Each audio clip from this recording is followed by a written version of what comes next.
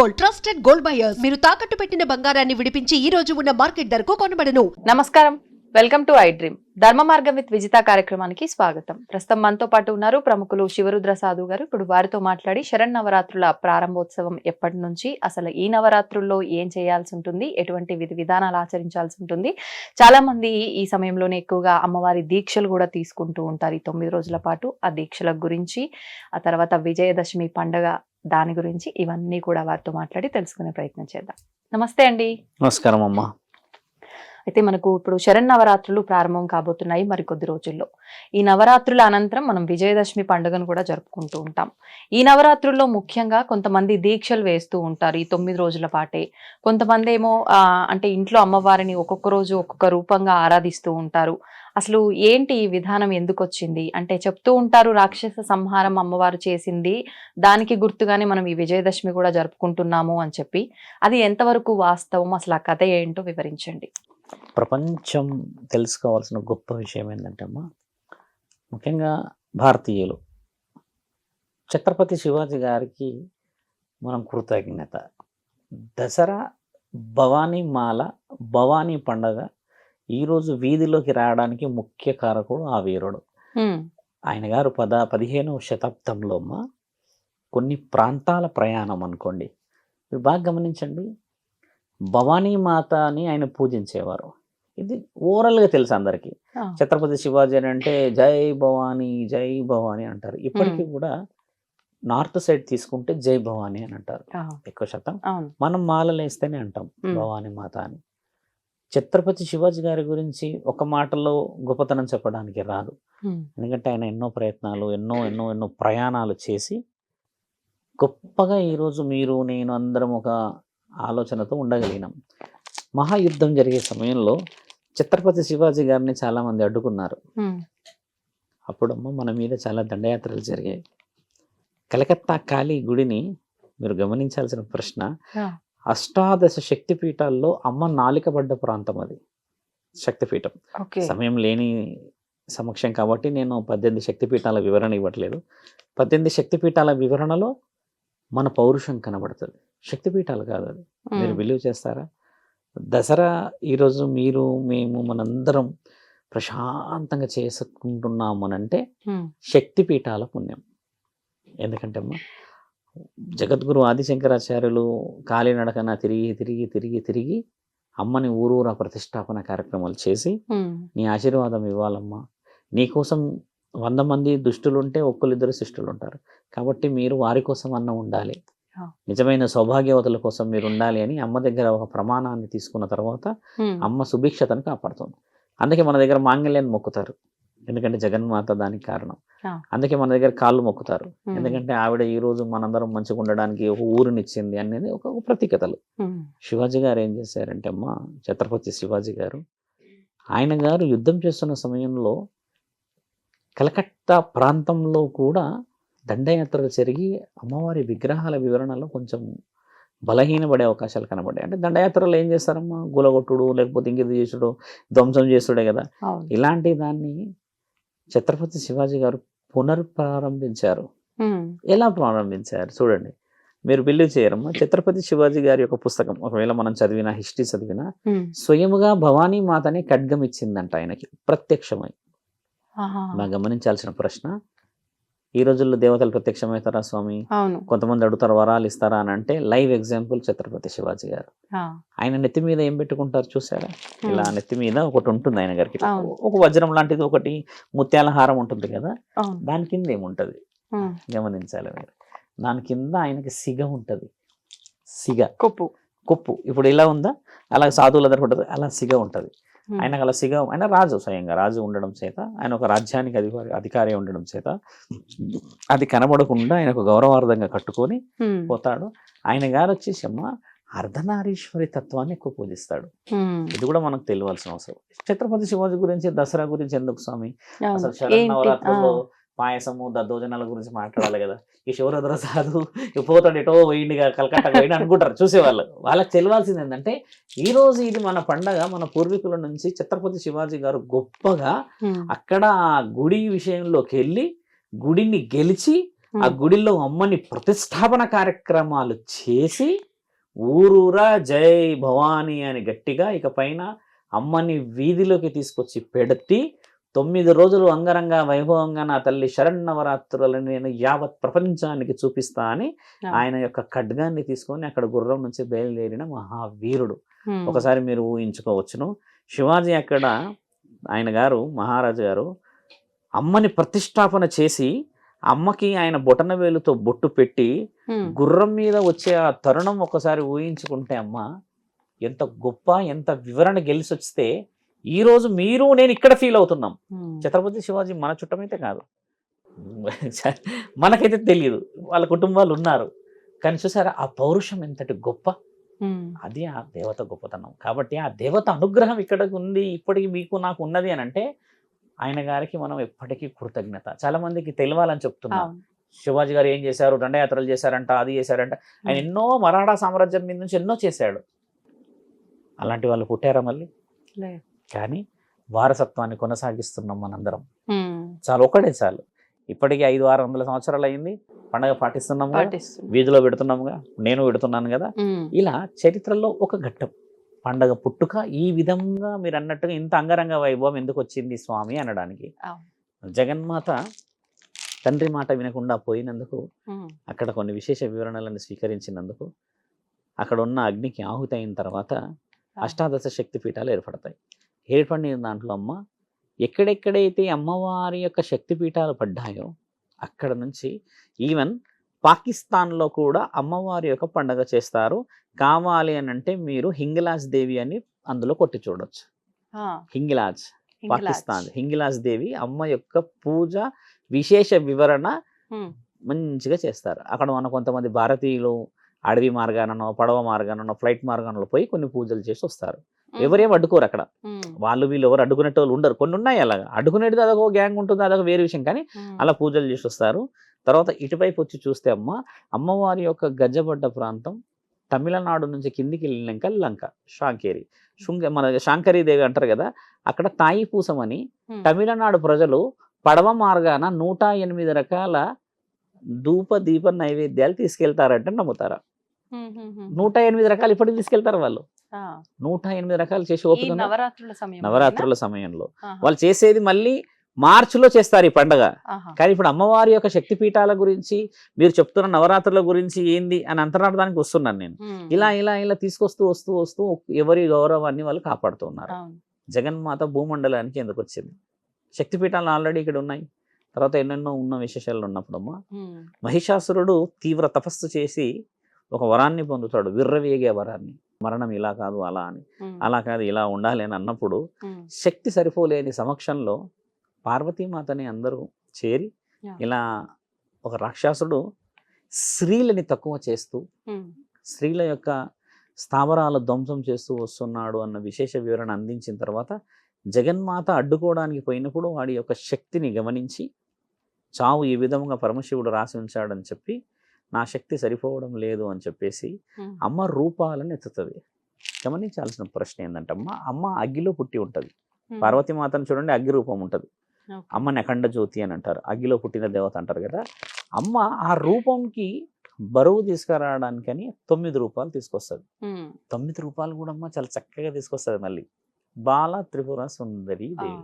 బాల త్రిపుర సుందరి దేవి అంటే అమ్మ పుట్టింది అని అర్థం, ఒక రాక్షస సంహారం. బాల త్రిపుర సుందరి దేవి అంటే చాలా మంది యువకులు మన వాళ్ళు యూత్ అంతా మన అమ్మవారి విగ్రహం పెడతారు. కాబట్టి మొదటి రోజు అమ్మ 3 అవతారాల్లో ఉంటుంది. ఇది గమనించాలి. మొదటి బాల త్రిపుర సుందరి ఉండి అప్పుడు మనం అమ్మకి చాలా చిన్నగా క్లాత్ అంటే సగం హాఫ్ శారీ అంటాం కదా, అది కట్టిన తర్వాత యవ్వన త్రిపుర సుందరి మధ్యాహ్నం, వృద్ధాప్య త్రిపుర సుందరి 3 రూపాయలు ఉంటాయి మొదటి రోజు. మన వాళ్ళకి బాల త్రిపుర సుందరి అని పాటిస్తారు. కానీ కొందరు పౌరహిత్యంలో కొంచెం బాగా బలంగా కొంచెం అంటే ఎక్కువ శాతంగా నాలెడ్జ్ పురాణాల మీద ఇట్లున్న వాళ్ళు ఆ విధంగా అలంకరించుకుంటూ వస్తారు. ఇప్పుడు మేము చేయబోయే దాంట్లో కూడా అలా ఉంటుంది. అమ్మని అలా అలంకరించిన తర్వాత బాల త్రిపుర సుందరి ద్వారా ఏం నేర్చుకుంటాం మనం అంటే సమాజానికి అమ్మ ఏమి ఇయ్యదలుచుకుంది అంటే ఒక సమస్య పరిష్కారానికి జగన్మాతే పుట్టింది. అంటే అవతలి యొక్క శక్తియో లేకపోతే అవతల రాక్షసుడి యొక్క బలమో తెలుసుకోవడానికి అమ్మ అలా రూపాన్ని తీసుకున్న తర్వాత 5 ముఖాలతో, ఇప్పుడు మనం సహజంగా గాయత్రి దేవి అనగానే 5 ముఖాలు గుర్తుకొస్తాయి. నాకు తెలుసమ్మా హైదరాబాద్లో చాలా తక్కువ శాతంగా ఉన్నాయి గుడులు. ఈసీఐఎల్ దగ్గర నుంచి టువర్డ్స్ దమ్మాయి కూడా పోతూ ఉంటే ఒక కాలనీలో ఉందమ్మా గాయత్రీదేవి ఆలయం. చాలా చక్కగా ఉంటుంది, చిన్న విగ్రహం ఉన్న గాయత్రీదేవి 5 ముఖాలతో ఉంటుంది. అంటే మన దగ్గర అమ్మవారిని అలా స్వీకరించము. 5 ముఖాలు పంచభూతాలకు సాక్షి, అంటే పంచభూతాల అనుమతి. ఇక్కడ మీరు అన్నట్టుగా నేను అమ్మవారి విశేష వివరణ చెప్తూ ఉన్నాం. చూడండి, పాయసం గురించి కొంత మనం మాట్లాడుతూ ఉంటాం, అటుకుల బెల్లం గురించో లేకపోతే ఇంకేదో. అంటే దానికి మన ఇష్టం అది, కానీ నేను అమ్మ యొక్క వచ్చిన ఉద్దేశం చెప్తూ ఉన్నాం. గాయత్రీదేవి వచ్చిన తర్వాత అమ్మ వచ్చేసి అన్నపూర్ణాదేవి. అన్నపూర్ణాదేవి ఎందుకు వచ్చింది అసలు, అది మనం చాలా వివరంగా తెలుసుకోవాలి. రాక్షసుడు సంహరణ అనేది మొదలు పెట్టక ముందుకు విజృంభణ చేస్తూ ఉంటాడు ఊరు మీద, గ్రామాల మీద పడి. అప్పుడు ప్రజలందరికీ సుభిక్షత లోపిస్తుంది కదా. కాబట్టి ఆ జగన్మాత రావడం చేత అమ్మ ముఖ్యమైన ఉద్దేశం ఏంటంటే అన్నపూర్ణాదేవి అని అంటే ఆవిడ గారు కావలసిన వ్యవసాయాన్ని అభివృద్ధి తీసుకురావడానికని ఒక రూపం. తర్వాత మళ్ళీ చూడండి అమ్మ, లలితాదేవి అవతారం. ఇప్పుడు మన దగ్గర మీరు స్పష్టంగా గమనించండి, లలితా సహస్రనామాలందరూ చదువుతారు తల్లి. లలితాదేవి సహస్రనామాలే ఎందుకు చదవాలి? పార్వతీదేవిదో లేకపోతే దుర్గామాతదో లేకపోతే ఇంకేదో ఎందుకు చదవరు? మీరు ఎక్కడైనా ఏదైనా సడన్ గా గుడిలోకి వెళ్ళండి, అమ్మవారి గుడికి, ఏం చదువుతున్నారమ్మా అంటే ఒకటి విష్ణు సహస్రనామం అంటారు, లేదంటే లలిత సహస్రనామాలు అంటారు. లలితాదేవి యొక్క ప్రత్యేకతలు ఏమిటి, ఆవిడ ఏం చేయగలుగుతుంది, ఆయురారోగ్యాల గురించి అని చెప్పేసి బాలింతలే కానీ చిన్నపిల్లలే కానీ వృద్ధులు ఉన్న వాళ్ళందరికీ ఆవిడ కోమలత్వాన్ని తీసుకురావడాన్ని అని చెప్పి ఒక రూపం. సరస్వతి మాత రూపం ఎత్తుతారు. అంటే మీకు చెప్పాను, సరస్వతి మాత అంటే మన దగ్గర అక్షరాభ్యాసం కాదు, బాగా గమనించాలి. సరస్వతి మాత అంటే అక్షరాభ్యాసం కాదు. అక్షరాభ్యాసం అనేది బ్రహ్మ మానస పుత్రుల ద్వారా సరస్వతి మాత మనకు ఆశీర్వాదం ఇస్తుంది. కానీ అక్షరాభ్యాసం అనేది పిల్లలకి ఎందుకు వివరించాలి అని అంటే మన జ్ఞాన సంపదతోని తెలివితోని ఏదైనా సాధించవచ్చు. అక్షరాభ్యాసమే మనం అని దిదిపిస్తూ ఉన్నాం, కానీ అమ్మ వచ్చిన రూపాలలో జ్ఞానంతోని సంపాదన చేసి అంటే సాధించగలుగుతాం అనేది నేర్చుకోవాలను. అక్షరాభ్యాసం రోజు పలకలిస్తాము, చేస్తాము, ఇది చిన్న వివరణ, అంటే అంత డెప్త్గా పోక ముందుకు. తర్వాత ఇప్పుడు మహాచండీ రూపాన్ని తీసుకున్నప్పుడు చండీ అనే విషయాన్ని, కాత్యాయని అనే విషయాన్ని అంటే వివరిస్తామా. చండీ రూపం మన దగ్గర ఎక్కడుంది? మహాచండీ విగ్రహాలు చూసారు ఎక్కడన్నా మీరు? ఎక్కడ చూడలేరు మీరు. కాశీలో ఉంది అమ్మవారి విగ్రహం, తర్వాత నార్త్లో ఉంది. మహాచండీ రూపం ఎందుకు వచ్చింది? మహాచండీ యాగం పేరున్నారా? విజృంభణ. ఒకసారి కూర్చున్నది నిలబడింది అని అంటే వేసుకుపోతుంది అంతే. ఇంకా అంటే ఆవిడ ఉగ్ర రూపం, మహాచండీ రూపం. కానీ మహాచండీ రూపాన రాక్షస సంహారణ చేయలేదే, అంటే ఆ రూపాన్ని నిక్షిప్తం చేసింది దుర్గామాత శరీరంలోకి. ఇదొక వివరణ. ఇలా అమ్మ శక్తులన్నింటినీ నిక్షిప్తం చేసింది ఎవరి కోసం అని, ఒక ఆయుధాన్ని సిద్ధం చేస్తుంది ఆవిడ. ఆ ఆయుధాన్ని సిద్ధం చేసి చేసి చేసి ఎవరి మీద వదిలింది? మహిషాసురుడి మీద. మహిషాసురుడి మీద వదిలేటప్పుడు కూడా అమ్మకి శక్తులు చాలా అవసరం ఉన్నాయి. ఇప్పుడు మీరు అన్నట్టుగా మహాచండి తర్వాత అమ్మవారి విశేషం వివరణ చెప్తూ ఉంటే మహిషాసుర వర్ధని అనే ఒక రూపం ఉంది. మహిషాసుర వర్ధని రూపం తర్వాత మహంకాళి రూపం కూడా అంటారు. తర్వాత రాజరాజేశ్వరి రూపం, అమ్మవారి 10వ రూపం అంటే శాంత రూపిణి. మహిషాసుర వర్ధని రోజే మహంకాళి రూపం ఎత్తుతుంది. అంటే అమ్మ మహంకాళి రూపం ఎత్తే ముందు 8 రూపాయల శరీరానికి తీసుకొని రాక్షస సంహారణకి దిగుతుంది. దీని తర్వాత రాక్షసుడు ఎలా చంపబడ్డాడు చరిత్రలో బాగా గమనించాలి. మహిషాసురుడికి ఉన్న వరం ఏంటంటే అమ్మ, తల కిందికి వంచితే అప్పుడు నేను చనిపోయినట్టు అని వరం ఉంటుంది. ఆయన తల వంచాడు కిందికి ఎవరికి? అహంకారుడు. ఇప్పుడు అహంకారం మీకు బాగా అహంకారం ఉంది అనుకోండి, నా లోపల ఇన్నర్ ఫీలింగ్ ఏముంటది? ఒక్కసారన్నా వీటి తల వంచాలి అన్న ఫీల్ ఉంటుందా? ఉండదా? ఎక్కడో ఉంచడు. మహిషాసురుడికి ఉన్న వరం ఏంటంటే అమ్మ, వాడి అహం చచ్చిన తర్వాతనే వాడిని చంపాలి అనేది వరం ఆయనకి. అహం ఎవరి దగ్గర తెస్తుంది మరి? ఫస్ట్ నీ అహం చావాలి. అంటే నువ్వు క్షమాభిక్ష పడిన తర్వాత తల తీసేస్తే విలువ ఉంటది కదా. వాడికి అహము చావదు, చావు లేదు, రెండు. అమ్మవారు ఏం చేస్తారంటే ఎన్ని యుద్ధాలు చేసినా ఏ విధంగా బతుకుతూ బయటపడుతూ ఉంటే అమ్మ ఒక సర్కిల్ గీస్తుంది. ఒక సర్కిల్ గీసి అందులో నుంచి రమ్మని అడుగుతుంది. ఆయన అందులో వచ్చేటప్పుడు తల కిందకి ఉంచుతాడు, ఉంచినప్పుడు తల తీసేస్తుంది. అమ్మ ఎన్ని వ్యూహాలు వేసింది చూసారా? అన్ని యుద్ధాలు చేసింది. అంటే నువ్వు నేను చేసుకుంటూ వచ్చింది దాంట్లో. అమ్మ ఒక యుద్ధం గురించి చెప్తున్నాను. మీరన్న దీప నైవేద్యాల గురించి ఇంకా రాలేదు, ఏం చెయ్యాలనేది. ఏం జరిగింది శాసనంలో చెప్తున్నాం. అలా జరిగిన తర్వాత మహిషాసుర వర్ధని అంతైనాకమ్మ అమ్మ శ్రీ రాజరాజేశ్వరి రూపం శాంతియుతంగా చేరింది. ఇక్కడ వరకే అమ్మ రూపాల విశేషాలు. అంటే పాయసాలు పెట్టుకుంటారు మొదటి రోజు, తర్వాత అమ్మ కట్టె పొంగలి పెడతారు, భక్షాలు తెలంగాణలో అంటారు, బొప్పట్లు అంటాం కదా, అవును. అవి పెడతారు. తర్వాత మన వాళ్ళు ఏమో అటుకుల పాయసం చేస్తారు, దద్దోజనం చేస్తారు, పెరుగుతూ ఉంటుంది అది. తర్వాత పరమాన్నాలు చేస్తారు, వడలు, తర్వాత లడ్డూలు, ఇవన్నీ ప్రత్యేకంగా అమ్మవారు మన యొక్క ప్రత్యేకంగా చేసుకునేది. బతుకమ్మలు ఇప్పుడు ఇక్కడ ముఖ్యమైన ప్రశ్న ఏంటంటే ఎంగిలి పూల బతుకమ్మ అమ్మ రాకముందుకే చేస్తాం. అవును. 22 పండుగ, 21 చేస్తాం. తర్వాత నుంచి మొదలు పెడుతుంటమ్మా. ఒక్కొక్క బతుకమ్మకు ఒక్కొక్క ప్రత్యేకత ఉంటే 6వ రోజు సరస్వతి మాతకు ఆడడం ఇష్టం ఉండదు. ఇక్కడ వచ్చిన సమస్య అది మళ్ళీ. ఆ రోజు అలిగిన బతుకమ్మ, ఆమెకి కేవలం చదువుల మీద ఉంటుంది ధ్యాస, కాబట్టి 6వ రోజు మనం బతుకమ్మ ఆడకూడదు, అది అలిగిన బతుకమ్మ. ఇక్కడ వివరణ ఏంటంటే బతుకమ్మ పెడుతున్నాం అంతేకాని మన సంస్కృతి క్యారీ చేయట్లేదు. 5వ రోజు లక్ష్మీమాత. లక్ష్మీమాత రావడం చేత అమ్మ కొంచెం ఆరోగ్య పరిస్థితి ఎందుకు కలిగి ఉంటుందని బతుకమ్మలో చెప్పిన కదా, అంటే ఆవిడ పుట్టుక కారణం చేత ఆ రోజు ధూపదీప నైవేద్యాలు బలంగా చేస్తారు. ఆ రోజు హోమం చేయడం చాలా శుభ సూచకం. అంటే అమ్మ మనము బతుకమ్మ పండుగలలో అమ్మవారి రూపం, ప్రసాదం, తర్వాత అమ్మవారికి కావాల్సినది బతుకమ్మ. ఇవన్నీ ఎలా కలిసి వచ్చాయో మీరు గమనించాల్సిన అవసరం. ప్రకృతి ఇప్పుడు మీరు వివరణకి వెళ్తే అమ్మ చాలా మంది అంటే నాకంటే గొప్ప వివరణ ఇచ్చేవాళ్ళు, పూజల గురించి చెప్పేవాళ్ళు ఉన్నారు.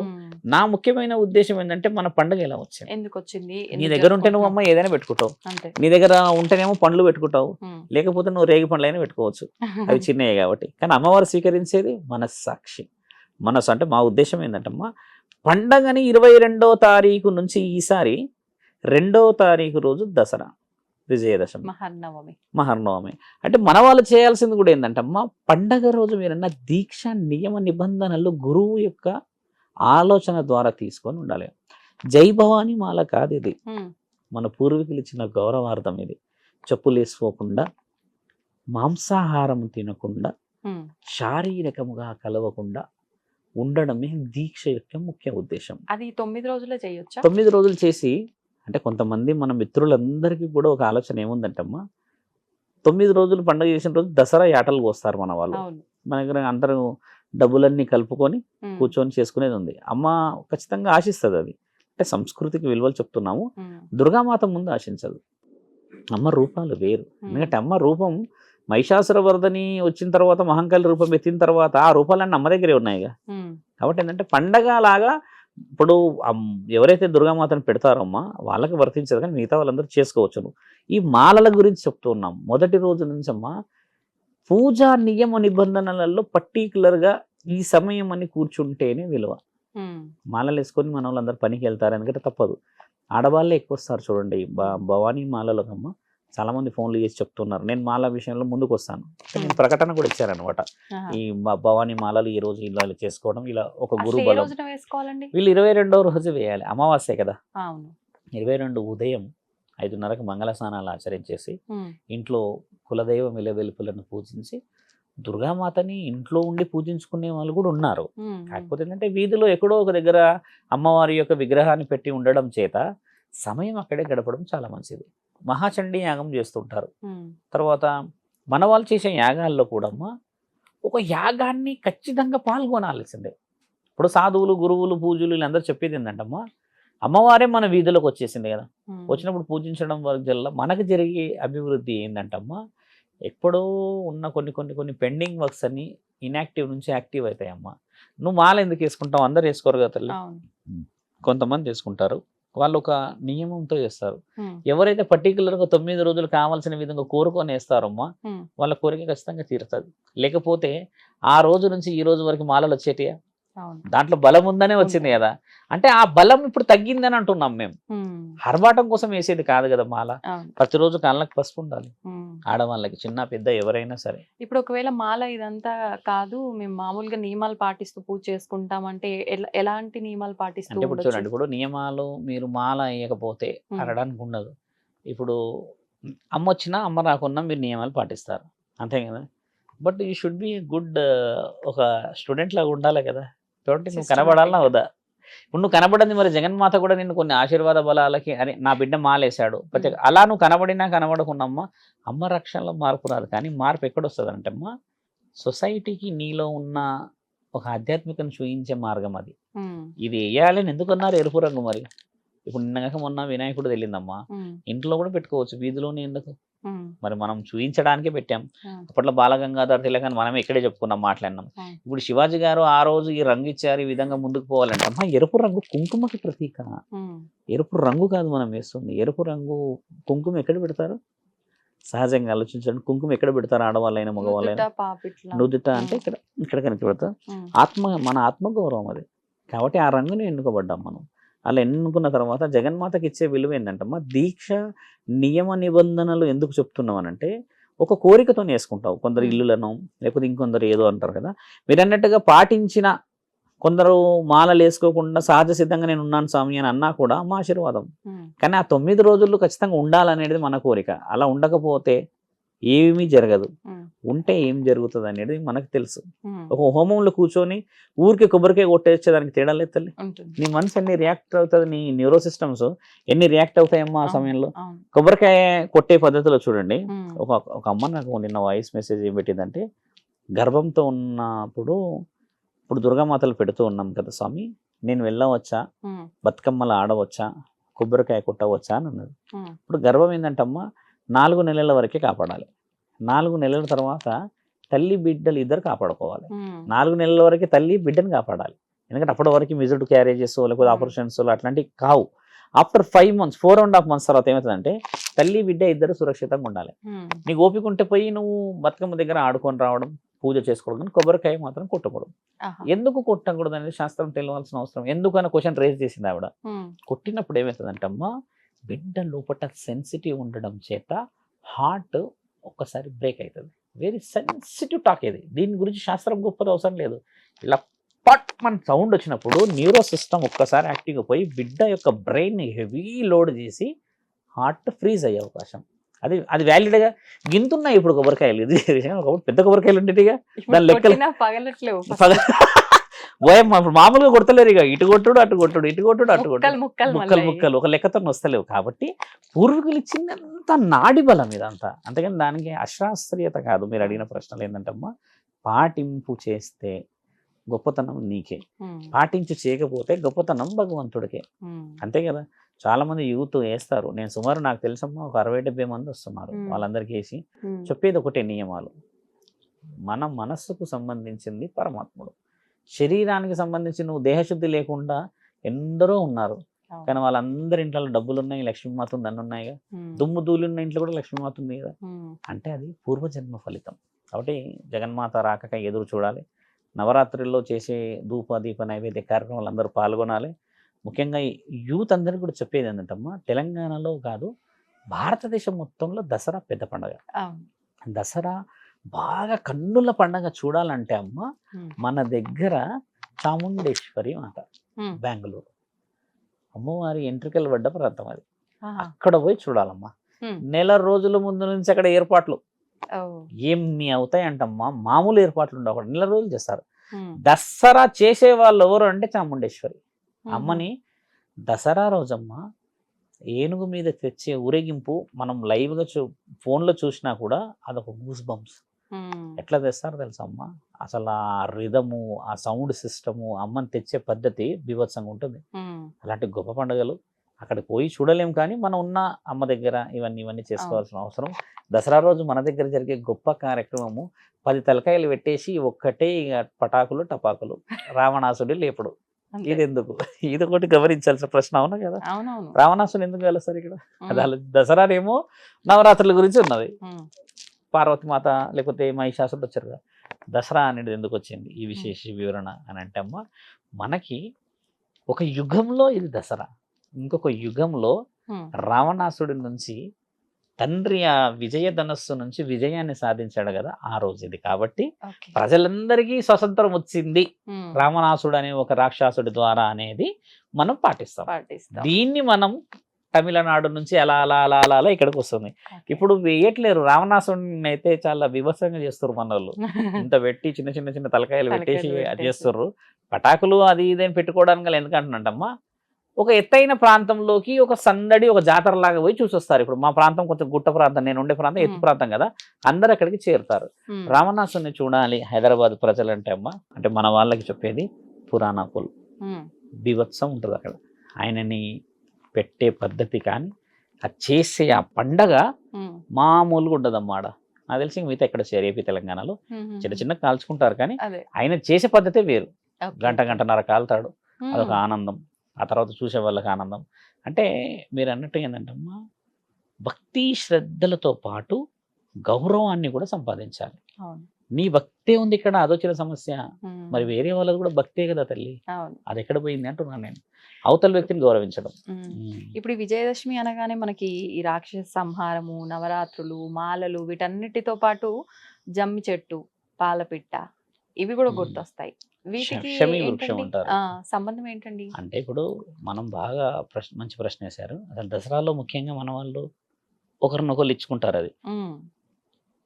కాళ్ళు మొక్కుకుంటారు. అవును. పాండవులు ఒక పద్యం చదివి జమ్మి చెట్టు చుట్టూ జమ్మి చెట్టు తిరిగి తిరుగుతారు. కోరికలు ఆ. కోరుకొని. శమీ వృక్షం అంటారు దాన్ని. అవును. జమ్మి చెట్లు వేరే ఉన్నాయి, మన దగ్గర ఇచ్చే ఆకులు వేరే ఉంటాయి అనుకోండి. పాండవులు అంటే జమ్మి చెట్టు ఆకు ఇవ్వరు ఎక్కువ శాతంగా, ఆ, మన దగ్గర ఇచ్చే ఆకులు కొంచెం వేరే ఉంటాయి. అవి ఓకే. జమ్మి చెట్టు ఏంటంటే చాలా సన్నగా ఆకులు ఉండి ముళ్ళులు ఉంటాయి. ముళ్ళులాగా ఉంటుంది. ఆ చెట్టు కొంచెం పెడతారు. మ్మ్. మన వాళ్ళకి ఏంటంటే ఒక ఆకు సరిపోదు, మొత్తం కొమ్మ కావాలి. చెట్టును మొత్తం మొత్తం నామరూపాలు లేకుండా వేసుకొని చేసేస్తారు. అలా తీసుకొని పోయి ఒకటే అల్లుకుంటే కానీ అప్పుడు కానీ బాగా ఆనందపడ్డాడు. మన దగ్గర అది వచ్చిన సమస్య.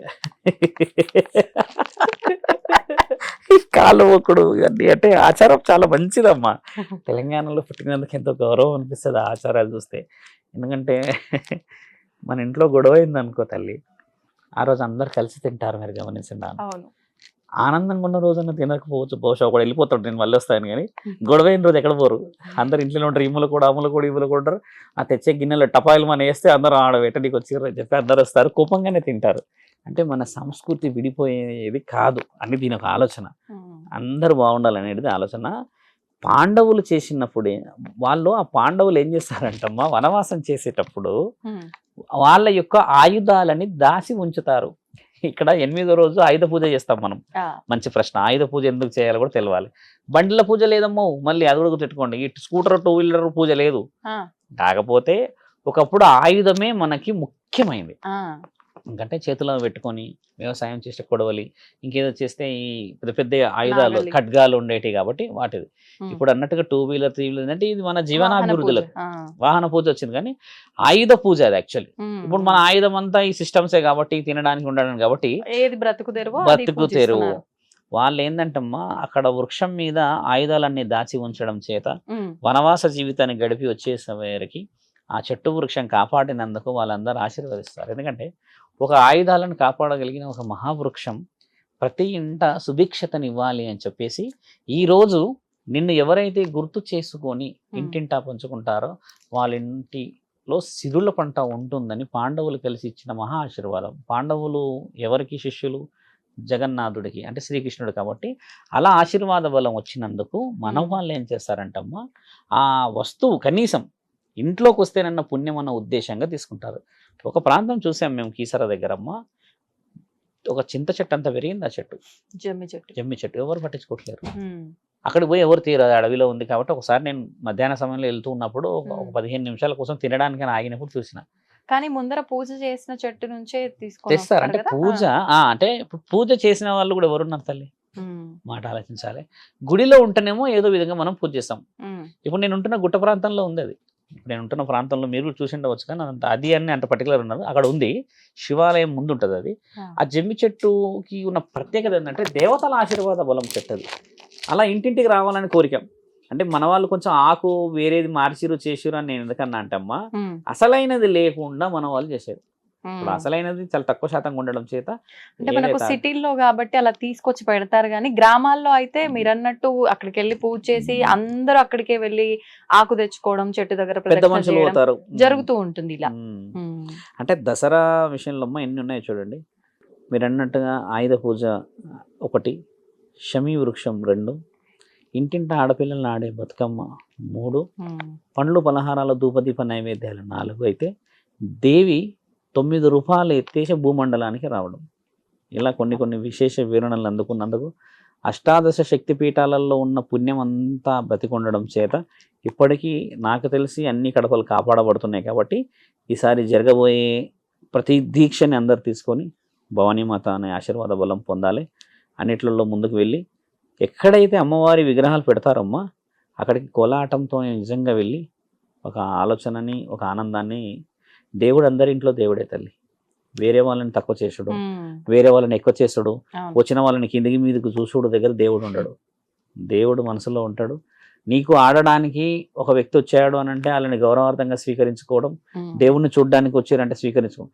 వేరే వ్యక్తులని నువ్వు రానియలేని సమక్షంలో నీ దేవుడు గొప్పవాడు ఎలా అవుతాడు? మీరు హీనులు, మీకు బుద్ధి లేదు. దేవుడైతే అందరి ఇంట్లో ఉన్నాడుగా. కాబట్టి ఏంటంటే అందరినీ దగ్గరికి స్వీకరించాలి. వీధి వీధిలో అందరు కలిసి ఆడుకొని నిజమైన దసరా పండుగ చేసుకోవాలి. అసలైన దసరా ఏంటంటే అందరు కలిసి ఉండాలనే కదా ఈది ఇస్తాం పెద్ద పెద్ద వాళ్ళది. ఒక సాధువులాగా మేము ఇచ్చే ఒక ఆలోచన ఏంటంటమ్మా యావత్ భక్తజనులకు, ఇంక్లూడింగ్ ఎవ్రీథింగ్, నాకు కూడా మన పై ఉన్న వాళ్ళందరి కాళ్ళు మొక్కడమే నిజమైన ఆశీర్వాదం. పెద్ద పెద్ద వాళ్ళని మొక్కట్లేరు. ముసలి వాళ్ళ పాపం కూర్చుండిపోతున్నారు అడుగుల మీద. ఆ అరుగులు ఉంటాయిగా ఇంటి బయట, ఎవరు పట్టించుకోవట్లేరు. కోడలు మాత్రం ఒకటే కలుస్తుంది అందరిని. అతను కలిసి గుణం లేని నీకు ఊరున్న వాళ్ళని కలుస్తారా? మర్చిపోయావా ఒకసారి నీవు కూడా ఆ ఇంటికి కోడలు అని? అందరికీ చెప్పాల్సిన విషయం ఏంటంటమ్మా, ఏ ఆడపిల్ల అయితే కొత్తగా పెళ్ళి అయిపోతుందో ఆ ఇంట్లోకి, ఆ అత్త ఒకప్పుడు కోడలని గుర్తుపెట్టుకోవాలి. ఆ అత్త ఈమె కూడా ఒకప్పుడు అత్త అవుతుందని గుర్తుపెట్టుకోవాలి. అక్కడ గౌరవం వస్తుంది. ఈ పెత్తనాలు చేసే వాళ్ళకి చెప్తున్నాం ఏంటంటమ్మా, మన ఇంట్లో మన గౌరవం తెచ్చుకోకుండా ఈ కోడలేమో మా అత్త ఉండకూడదని, ఆవిడ మొత్తమే జరిగిపోవాలని చెప్పేసి పూజలు పెద్ద పెద్ద చేస్తుంటారు. ఇక ఇలాంటి వాళ్ళందరికీ చెప్పేది ఏంటంటమ్మా, నీ అత్త నీకంటే ముందు ఆ ఇంటి కోడలు. ఈ కోడలు ఈ అత్త తర్వాత కూడా అత్త అవుతుందని ఆ అత్త గమనించాలి. కాబట్టి ఆ అత్త కోడళ్ళు ఎవరైతే పెత్తనాలు చేసుకుంటారో ఈ జగన్మాత వచ్చి నిజమైన పెత్తనం చూయించి సుభిక్షతనియ్యాలమ్మా. వివత్సంగా గొడవలు అయిపోయినాయి అత్త కోడళ్ళు, అది వినలేక ఇబ్బంది అవుతుంటుంది. అత్త కోడళ్ళ గొడవనా అమ్మ? కొడుకు ఏం చేస్తాడు? కొడుకు నాకు ఎందుకురా బాబు అని వెళ్ళిపోతాడు. కథ సాయంత్రం దాకా రాడిగా ఆయన. వీళ్ళిద్దరు చూసుడికే గొడవలు తెలుసా అమ్మ? అసలు చూసే గొడవలు అవుతాయి తల్లి. గదేం గొడవ అనిపిస్తుంది కదా, చూసే గొడవ. అన్నం పెట్టరు, కారం అన్నం పెట్టరు, పచ్చడి అన్నం పెట్టరు, నువ్వు తినేదే పెట్టుకుంటుంది కదా. ఏ అత్త అయినా ఏ మామ అయినా నీ దగ్గర నుంచి తిండి ఆశించడు. ఎందుకంటే వాళ్ళన్నీ తిని తిని తిని తిని ఆ పొజిషన్కి వచ్చారు కాబట్టి గౌరవాన్ని ఆశిస్తారు. కనీసం ఈసారి వచ్చే ఆ షమీ చెట్టు ఆకువలనన్నా నిజమైన గౌరవం రావాలి, నిజమైన దసరా జరగాలనేది మా ఆలోచన. ఒకరినొకరు గౌరవించుకోలేని మనం దేవుడు గౌరవించబడతాడు అంటే నేను నమ్మలేను. నిన్ను నువ్వు గెలిచి నిజమైన దసరా చేసుకోవాలని ప్రేక్షకులందరికీ చెప్తూ దసరా శుభాకాంక్షలమ్మా. దసరా శుభాకాంక్షలు అండి. ధన్యవాదాలు.